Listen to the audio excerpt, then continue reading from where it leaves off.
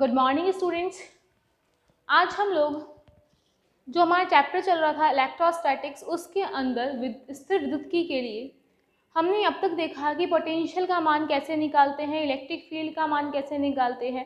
ठीक है, मतलब विद्युत क्षेत्र और विभव की वैल्यू को समझा। ठीक है, आज हम लोगों को बात करनी है एक ऐसे टॉपिक की, जैसे ये सपोज कीजिए हमने कोई एक नाभिक माना। ठीक है, ये क्या माना? कोई एक नाभिक। अब आपको मालूम है इस नाभिक है, अगर ये कोई न्यूक्लियस है तो इसका आयतन, इसका वॉल्यूम कितना होगा? V, जिसकी डेंसिटी कितनी होगी? रो।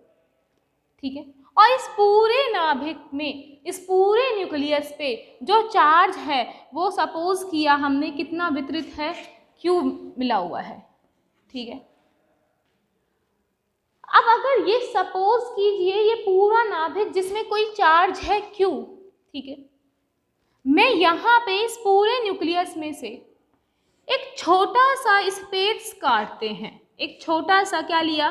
आर्बिट्रेरी स्पेस लिया, एक स्वेच्छ आवेश लिया, और हमने देखा अगर ये इतना बड़ा है, इस छोटे सी वैल्यू को लेते हैं तो इस पूरे V वॉल्यूम का इतने से का कितना होगा?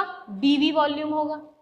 इस पूरे चार्ज, अगर इसमें पूरा चार्ज Q है तो इतने से इसमें चार्ज कितना होगा बच्चों? dQ होगा। और सिमिलरली इसकी डेंसिटी छोटी सी होगी, कितनी होगी? री होगी, डी रो होगी, है ना। अगर ये कोई दे रखा है एक नाभिक, उसके अंदर न्यूक्लियस के अंदर एक छोटा सा एक स्पेस लिया और कहा हमें इस पॉइंट P पर इस चार्ज की वजह से, ठीक है, इस पॉइंट P पर इस चार्ज की वजह से हमें देखना है कि जो विभव है, पोटेंशियल है, उसका मान कितना आता है। इस पोटेंशियल की जो वैल्यू है वो बेसिकली हमें कितनी मिलती है? इस छोटे से चार्ज की वजह से इस P पॉइंट पर क्या देखना है? पोटेंशियल देखना है। एक बार वापस देखते हैं। मैंने कहा हमने एक बहुत बड़ा न्यूक्लियस लिया, एक बहुत बड़ा क्या लिया हम लोगों ने? नाभिक लिया, और उसके अंदर क्या किया? एक छोटा सा चार्ज लिया। अगर इस पूरे का चार्ज Q है तो इतने से जगह कि चार्ज कितना होगा? dQ। इस पूरे का वॉल्यूम V है तो इतने से का वॉल्यूम कितना होगा? dV। और इस पूरे का डेंसिटी रो है तो इतने से की सिर्फ कितनी होगी स्टूडेंट्स? d रो होगी। ठीक, इस छोटे से स्पेस चार्ज की वजह से यहाँ देखा हमने कि जो पॉइंट P दे रखा है उस पॉइंट P पर विभव यानी कि पोटेंशियल के मान को बताना है, उसकी वैल्यू को देखनी है कि वो कितनी मिलती है। ठीक है, तो ये हमारा आज का टॉपिक है। इसके लिए लिखते हैं हम टॉपिक को, पहले हेडिंग डालते हैं। इसमें लिखिए स्वेच्छ आवेश वितरण के कारण, स्वेच्छ आवेश वितरण के कारण, स्वेच्छ आवेश वितरण के कारण उत्पन्न विद्युत क्षेत्र,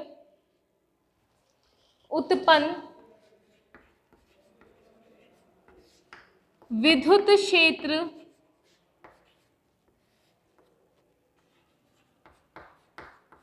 तथा किसी P बिंदु पर विभव, राइट। इसको इंग्लिश में लिखते हैं, इसमें देखिए आगे, field due to an arbitrary charge distribution, field due to arbitrary charge distribution, field due to arbitrary charge distribution and potential at a point, and potential at a point P, right. तो इसको लिखिए और heading डालिए इसकी। इस topic को हम ऐसे भी बोल सकते हैं, बहु ध्रुवों की अवधारणा।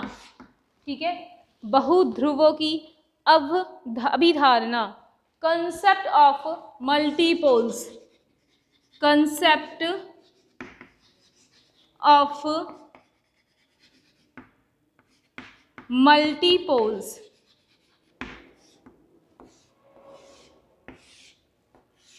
और ये इस नाम से ज़्यादा फेमस है, बहुध्रुवों की अवधारणा, कंसेप्ट ऑफ मल्टीपोल्स। तो सबसे पहले हेडिंग डालिए। तो हेडिंग क्या है हमारे आज के टॉपिक की स्टूडेंट्स? कि स्वेच्छावेश वितरण के कारण उत्पन्न विद्युत क्षेत्र तथा किसी बिंदु P पर विभव निकालना है। मतलब कि field due to arbitrary charge distribution and potential at a point P। और फिर इसको सॉल्व करने की कोशिश करते हैं।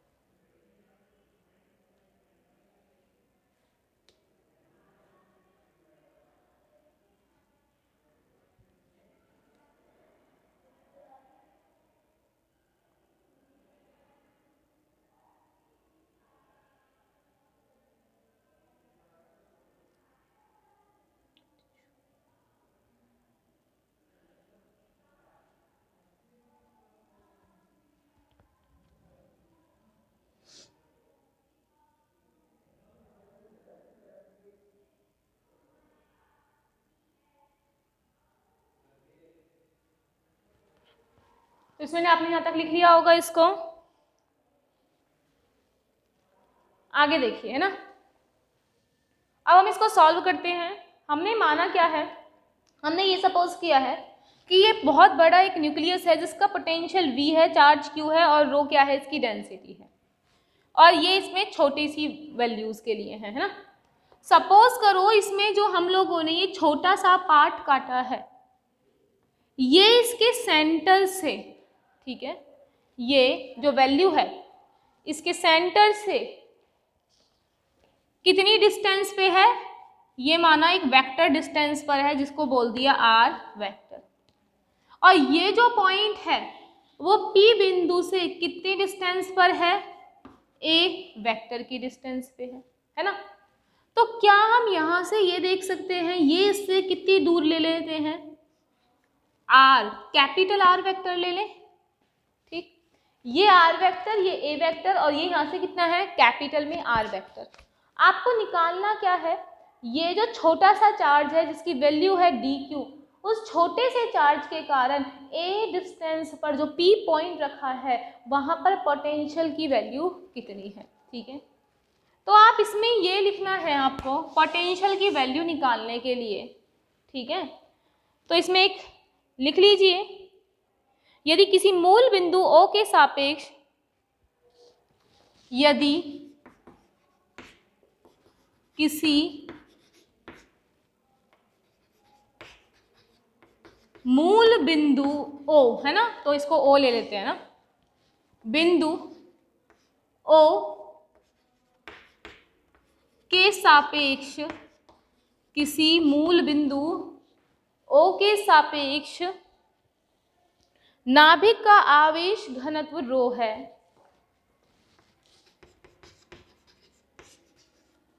नाभिक का आवेश घनत्व रो है, राइट। तब आर वेक्टर स्थिति पर, तब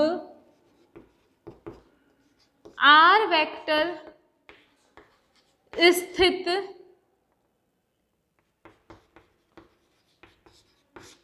स्थिति पर एक छोटा सा आयतन dv है। एक छोटा सा आयतन कितना है, dv है, जहां आवेश dq है। ठीक है, इंग्लिश मीडियम, हिंदी में इंग्लिश मीडियम वाले लिखें, if rho is density of a nucleus respect to a origin point O, ठीक है, if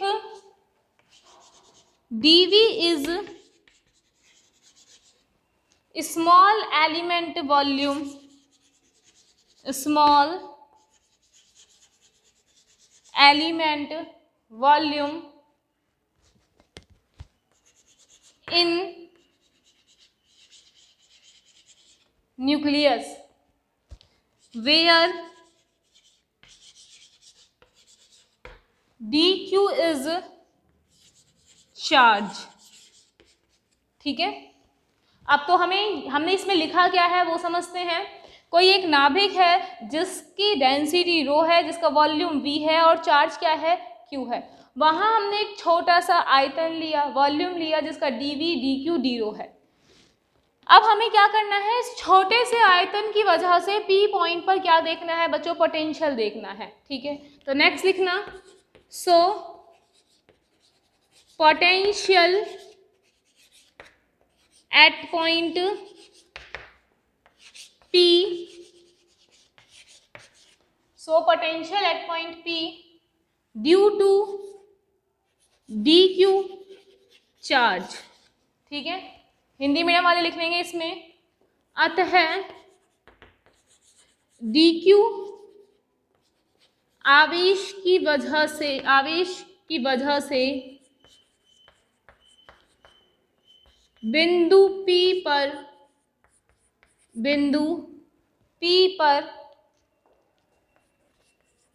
विभव का मान, राइट। तो इसको लिखिए और फिर सॉल्व करना है इसे हमें।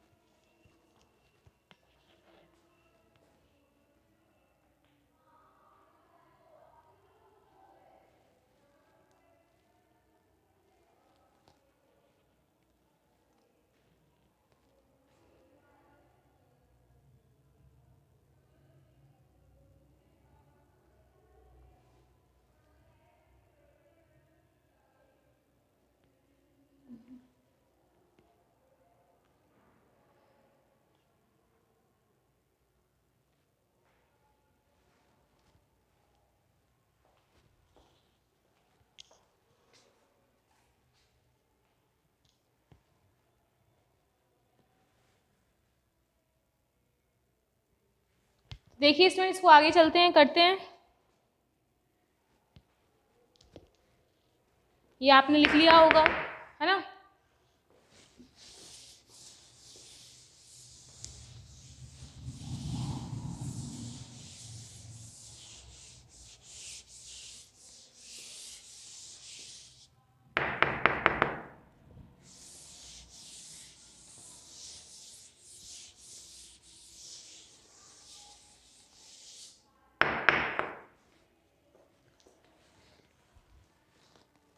देखिए, अब हमें इस चार्ज के कारण यहाँ पॉइंट पी पर आवेश विभव निकालना है, पोटेंशियल, है ना। So potential will be at point P. ठीक, देखिए पोटेंशियल क्या होता था, V is equal to K Q upon R. R मतलब यहाँ से यहाँ तक निकालना है, तो इन दोनों के बीच की ये दूरी आएगी, ये डिस्टेंस आएगी, है ना। तो देखो, अगर ये डी क्यू छोटा सा चार्ज है, तो इस चार्ज के कारण पॉइंट पी पर भी पोटेंशियल कितना मिलेगा, छोटा सा पॉइंट मिलेगा ना। V को हम डी फाई लिख देते हैं यहाँ पे, कोई दिक्कत की बात नहीं है, पोटेंशियल को फाई मान लिया। अब ये होता क्या था कि Q अपॉन आर, यहाँ Q कितना है बच्चों, डी क्यू है, तो इसको क्या लिखा, डी क्यू अपॉन में आर। आर क्या होती थी, यहाँ से लेकर यहाँ तक की डिस्टेंस, ये कितनी है, ए वेक्टर, कितनी है, ए वेक्टर। ठीक है, अब आप लोग जानते हैं जब हमने आवेश सममिति पढ़ी थी, कंटिन्यूअस चार्ज डिस्ट्रीब्यूशन देखा था, तब हमने बात देखा था कि चार्ज क्या, ये रो क्या होता था, चार्ज अपॉन में आयतन। तो यहाँ से डी क्यू को लिख सकते हैं कितना, रो डी वी।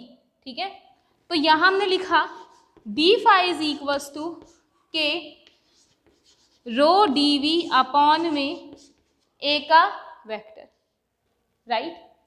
अब अगर हम लोगों को जो ये रो है, ये सॉरी फाई है, अगर वो पूरे इसके लिए निकालना है, किसके लिए निकालना है, पूरे नाभिक के कारण निकालना है, तो हम इसको क्या कर सकते हैं, इंटीग्रेट कर सकते हैं। तो हमने लिखा डी फाई, इसको लिखा इंटीग्रेशन के रूप में। के कांस्टेंट है, बाहर आ गया, रो भी कांस्टेंट है, यहाँ लिख दिया D V upon A vector. चलो रो को भी अंदर ले जाओ, रो डी वी अच्छा लगता है कहने में, रो डी वी, है ना। अब देखो यहाँ से डी फाई, फाई का इंटीग्रल होगा, इसका डिफ्रेंशिएशन होगा, तो ये क्या बना, फाई, क्या बच गया, के रो डी वी अपॉन में ए का वेक्टर। ठीक है, क्या बचा, phi is equal to K rho D V upon में ए का वेक्टर बच गया। ठीक है, तो इसको दे दीजिए इक्वेशन नंबर 1, यहाँ तक लिखिए, देन हम इसको आगे और सॉल्व करते हैं अभी।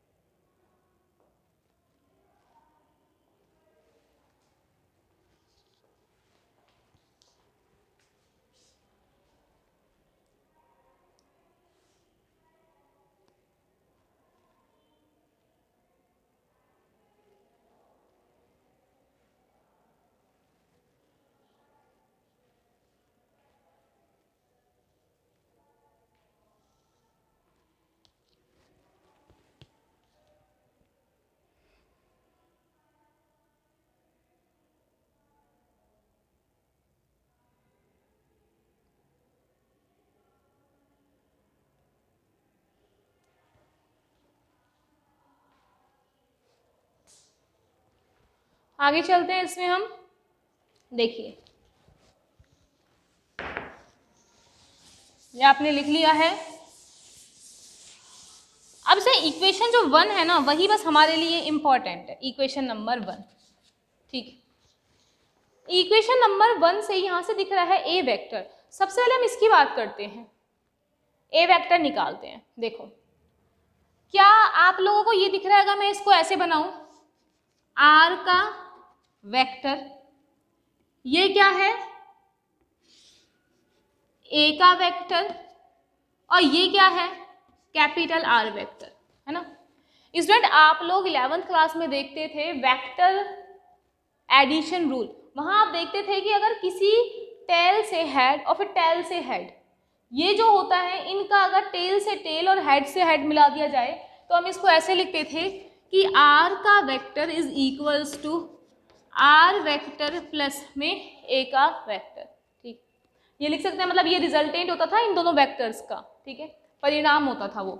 अब आप जानते हैं हमें वैल्यू किसकी चाहिए, ए वेक्टर की। तो क्या ऐसे लिख दें, A vector is equals to R vector minus R vector. दो वेक्टर का जो माइनस होता था वहाँ फॉर्मूला लगाते हैं, ए का vector is equal to root में आर का स्क्वायर प्लस में स्मॉल आर का स्क्वायर, और यहाँ बीच में माइनस है तो minus 2r small R cos theta, ये लिखते हैं।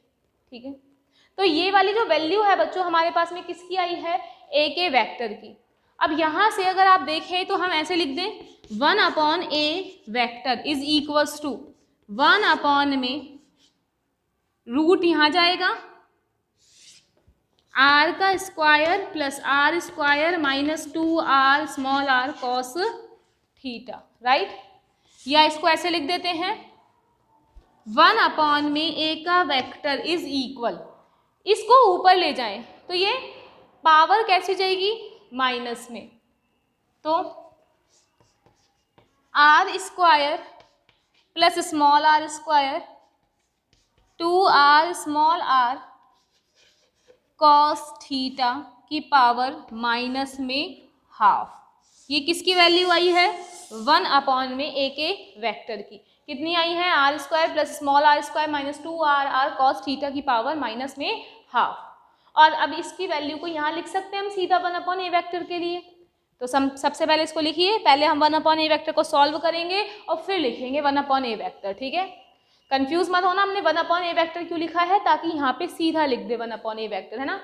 इसको साइड में यहाँ लिख देती हूँ मैं इक्वेशन नंबर 1 को, कि फाई इज इक्वल्स टू कितना है, के rho D V vector upon में ए का वेक्टर। ये है इक्वेशन नंबर 1। पहले इसको लिखिए, आगे सॉल्व करते हैं इसे फिर।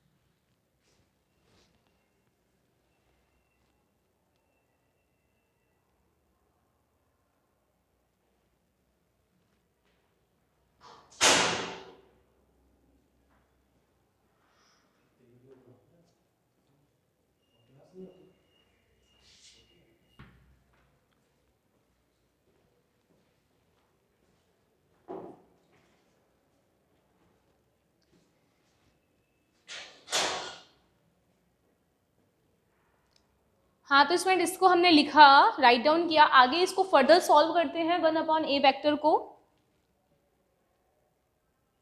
1/a वेक्टर के लिए इसको सॉर्ट आउट करते हैं। नाउ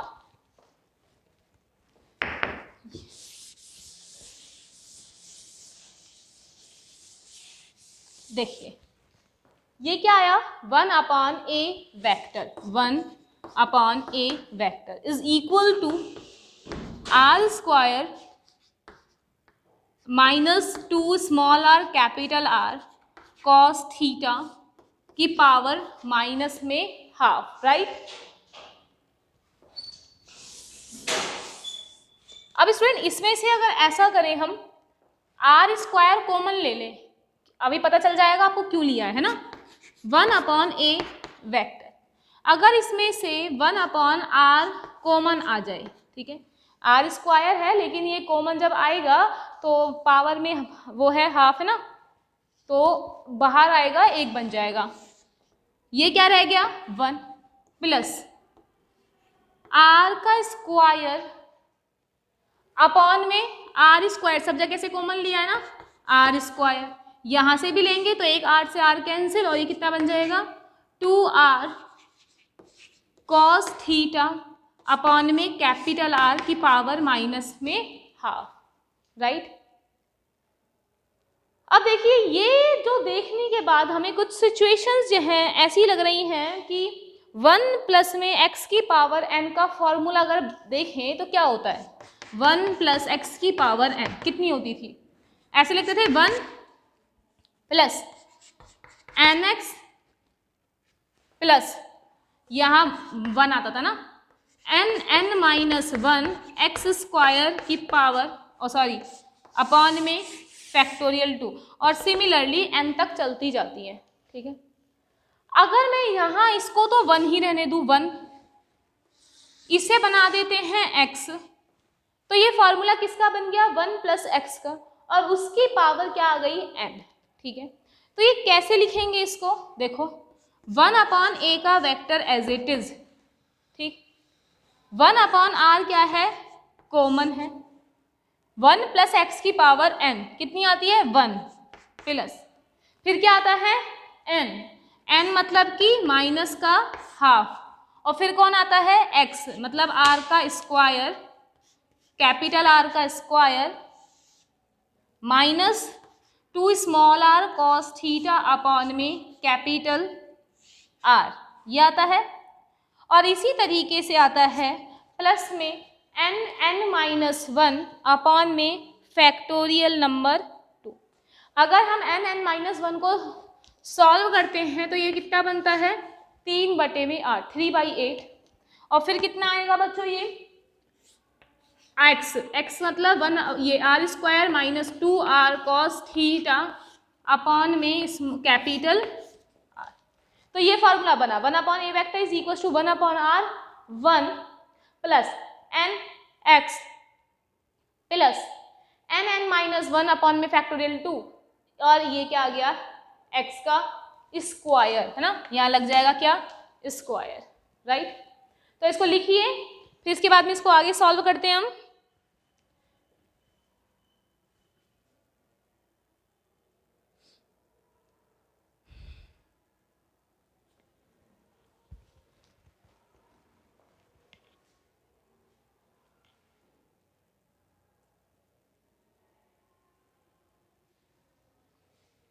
से लिखिए कंप्लीट।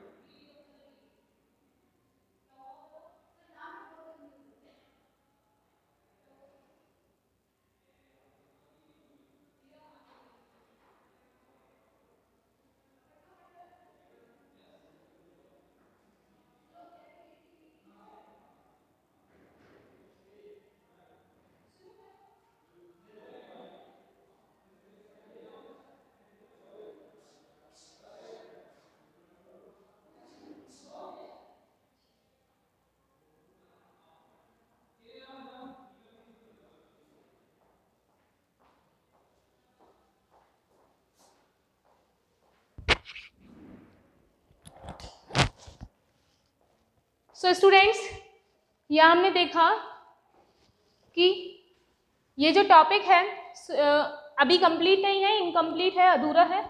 इसके बाद में फर्दर हम इसको हमारे नेक्स्ट लेक्चर में देखेंगे। यहाँ से फर्दर इसको सॉल्व करना स्टार्ट करते हैं नेक्स्ट लेक्चर में, राइट। तो यहाँ तक आप लोगों ने देख लिया होगा, समझ लिया होगा, रीड कर लिया होगा और राइट डाउन कर लिया होगा। तो इसके बाद का नेक्स्ट हम बात करते हैं नेक्स्ट लेक्चर के अंदर। Thank you.